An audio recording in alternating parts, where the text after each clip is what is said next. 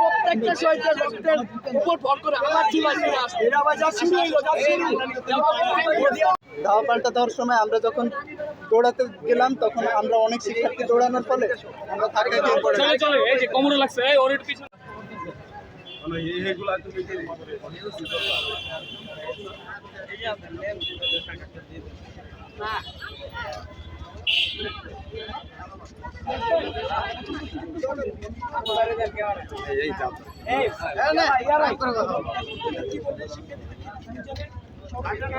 ভাই একটু পিছনে আসবেন,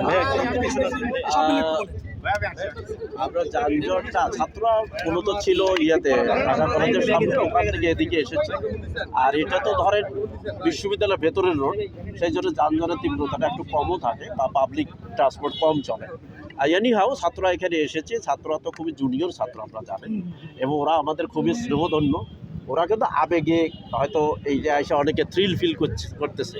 তো সেসব কারণে আমরা ওদের যে দাবি নিশ্চয়ই সরকারের উচ্চ পর্যায়ে চলে গেছে, সেটা নিশ্চয়ই সরকার বাহাদুর দেখবেন সেটা।